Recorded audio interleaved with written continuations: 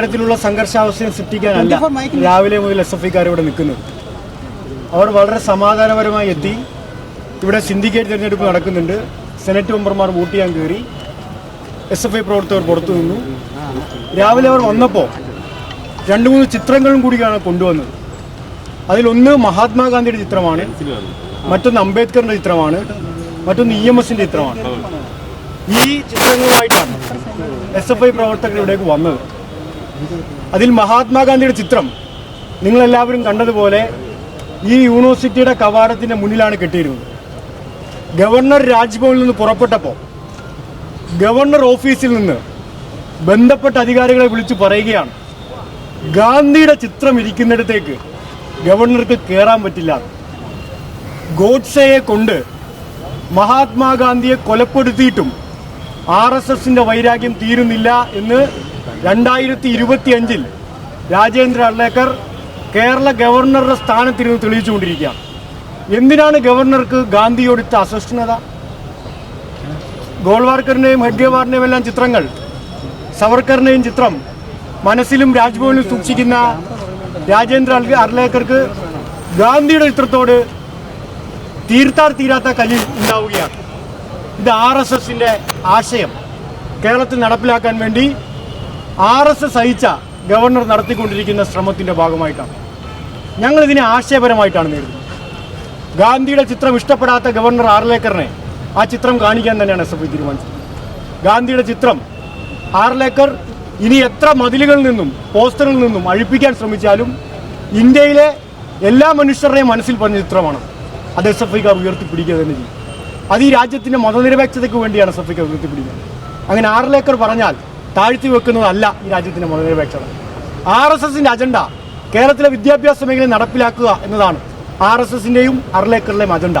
കഴിഞ്ഞ ദിവസമാണ് ഈ കേരള യൂണിവേഴ്സിറ്റിയിലേക്ക് ഇപ്പോൾ അദ്ദേഹം ചാൻസലർ എന്ന നിലയിൽ പങ്കെടുക്കാൻ വേണ്ടി എത്തിയിരിക്കുന്ന ഇതേ കേരള സർവകലാശാലയുടെ സെനറ്റിലേക്ക് ജന്മഭൂമിയുടെ എഡിറ്ററെ അയാൾ സെനറ്റിലേക്ക് നോമിനേറ്റ് ചെയ്തത്.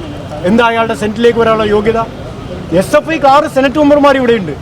അവരാരും ഇങ്ങനെ ഗവർണർ സഹായിച്ച് ഓടി പൊളിച്ച് യൂണിവേഴ്സിറ്റിക്കകത്തേക്ക് കയറിയതുപോലെ കയറിയിരിക്കുന്നവരല്ല. അവർ അന്തസ്സായി വോട്ട് ചെയ്യാൻ കയറിയിട്ടുണ്ട്. അവരെങ്ങനെയാണെന്ന് അറിയോ? വിദ്യാർത്ഥികൾ വോട്ട് ചെയ്യിപ്പിച്ചിട്ടാണ്. കേരളത്തിലെ ജനത പൂർണ്ണമായി തമസ്കരിച്ച ഒരു രാഷ്ട്രീയത്തെ, ആ രാഷ്ട്രീയത്തെ പിൻപറ്റുന്നവരെ കേരള സർവകലാശാലയുടെ സെനറ്റിലേക്ക്, കേരളത്തിലെ വിവിധ സർവകലാശാലയുടെ സെനറ്റിലേക്ക് കുത്തിക്കയറ്റാൻ RSSന്റെ നേതൃത്വത്തിൽ രാജ്ഭവൻ കേന്ദ്രീകരിച്ച് RSS ഗവർണറുടെ നേതൃത്വത്തിൽ ഗൂഢാലോചന നടക്കുകയാണ്. അതിന്റെ പരിണിതഫലമായി കേരളത്തിലെ പല സർവകലാശാലകളിലും RSSകാർ സെനറ്റ് അംഗങ്ങളായി വരികയാണ്. കേരളത്തിൽ ഒരു MLA പോലും ഇല്ലാത്ത പാർട്ടിക്ക് സിൻഡിക്കേറ്റ് മെമ്പർമാരുണ്ടാവുകയാണ്. എങ്ങനെയാണ് സംഭവിക്കുന്നത്? ഇങ്ങനെ ഒത്താശയോടുകൂടി ചെയ്യാൻ വേണ്ടിയിട്ടാണോ RSSന്റെ വക്താവായ ആർലേക്കർ ഗവർണറുടെ പദവിയിലിരുന്ന് ചാൻസലറായിരിക്കുന്നത്? ഒരു കാര്യം ഞങ്ങൾ ആ ഗവർണറെ, ചാൻസലറെ ഓർമ്മിപ്പിക്കാൻ ആഗ്രഹിക്കുക. RSSകാരനായ അർലേക്കർ ഗവർണർ ആയതുകൊണ്ടല്ല കേരളത്തിന്റെ സർവകലാശാല ചാൻസലറായി RSSകാരനായ അർലേക്കർ ഇരിക്കുന്നത്. നല്ല ബോധ്യം ഗവർണർക്കും ചാൻസലറായിരിക്കുന്ന ഗവർണർക്കും ഉണ്ടാവണം. കേരളത്തിന്റെ നിയമസഭ പാസാക്കിയ നിയമത്തെ തുടർന്ന് മാത്രമാണ് അദ്ദേഹത്തിന് ചാൻസലർ എന്ന പദവി കിട്ടിയിരിക്കുന്നത്. ആ കേരളത്തിന്റെ നിയമസഭയോട് ഒരു മര്യാദ എന്ന തിരിച്ചുള്ള പ്രതികരണം കാണിക്കാനുള്ള ഉത്തരവാദിത്വം ഈ ഗവർണർക്കുണ്ട്. കാരണം കേന്ദ്രമല്ല അദ്ദേഹത്തിന് ചാൻസലർ എന്ന അധികാരം കൊടുത്തിരിക്കുന്നത്, കേരളത്തിലെ നിയമസഭയാണ്. ആ കേരളത്തിലെ നിയമസഭ കൊടുത്ത അധികാരത്തെ കേരളത്തിലെ ജനങ്ങളുടെ ആഗ്രഹത്തിന് വിരുദ്ധമായി അദ്ദേഹം ഉപയോഗിച്ചുകൊണ്ടിരിക്കുകയാണ്. അദ്ദേഹം ചെയ്യേണ്ടത് കേരളത്തിലെ ജനങ്ങളോട് മാപ്പ് പറഞ്ഞ് ചാൻസലർ പദവി ഒഴിഞ്ഞു പോവുകയാണ് അദ്ദേഹം ചെയ്യുന്നത്.